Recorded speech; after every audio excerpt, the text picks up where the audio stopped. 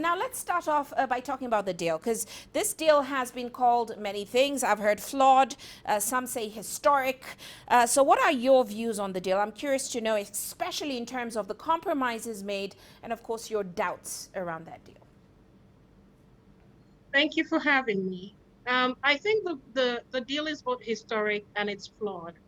Let's start with the flawed parts. The reason why a lot of people, some people, especially activists, are disappointed with the deal is because, a lot of the talks around phasing out fossil fuel got a bit fuzzy in terms of the negotiations and in terms of the wordings and the commitments that came out at the end of it. So obviously, a lot of fossil activists, anti-fossil activists, were not very happy with that language. The other thing was the ceiling for the emissions, which is now at 1.5. The belief was that as time goes on, that we'll be able to reduce that ceiling. And now there are talks about even increasing the ceiling because of all of the ramping up of, production in oil and gas as a result of the Ukraine war and the energy crisis. And so that again was another issue for people when they looked at the deal that came out from the loss and damages negotiations. And you did say this. You said it's some of the things were a little bit fuzzy. And let's talk about the loss and damage fund. They say it's a great achievement, but are the details clear on who sends what to who and when? Listen, I mean, I think it's important to also understand it from the perspective of African countries.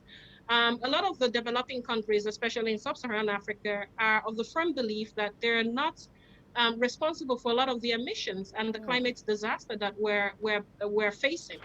And so they don't understand why they're bearing a lot of the consequences. I listened to your lead into the story and how you talked about some of the floods. My country, for instance, and a lot of countries in West Africa and even down the Sahel have been devastated by either flood or drought.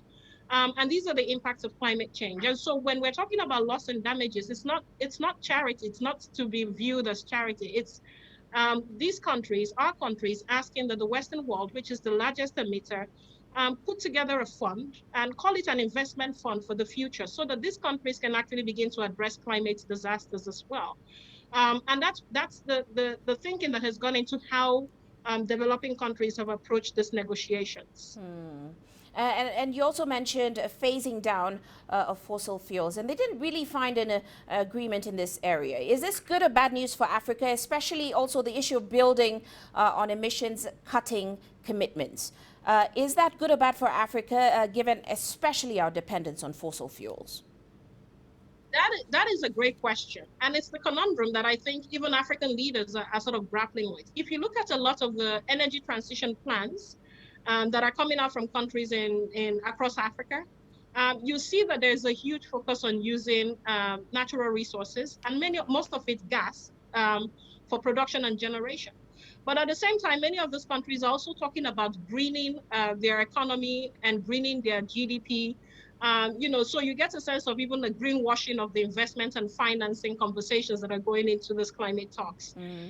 However, having said that, countries like ours, which are huge oil producing countries and have huge gas reservoirs, are saying that they have to use that to actually catch up with developments because we're so way behind. And gas is considered cleaner and renewable energy. It's just that, it's not the cleanest, but it is clean. And so to have sort of a phased out approach to removing fossil is what they're advocating for. But a wholesale removal of fossil, I think a lot of countries are saying it's not exactly practicable. A lot of developing countries are taking that stance.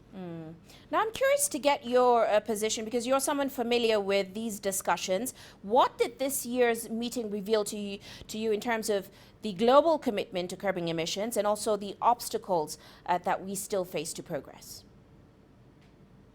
I think for me, coming out of the COP in Egypt, I think one of the key things that stood out for me is that politics is still, a huge barrier in terms of getting things done. We've seen how that has played out in recent times when after the commitments in Glasgow, countries had to go back and became more nationalistic when it came to how they were viewing their commitments vis-a-vis how they had to meet economic issues in their countries. So, you know, when the chips are down, politics is, and national politics, local politics takes precedence in terms of climate action, collective global climate action.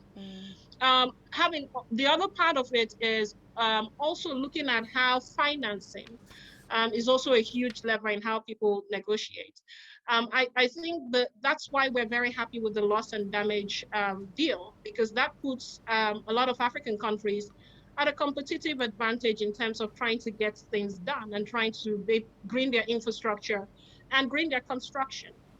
So we're very hopeful that these will lead to even more commitments and even more seriousness, both from developed countries and developing countries, to make sure that we address the climate emergency now.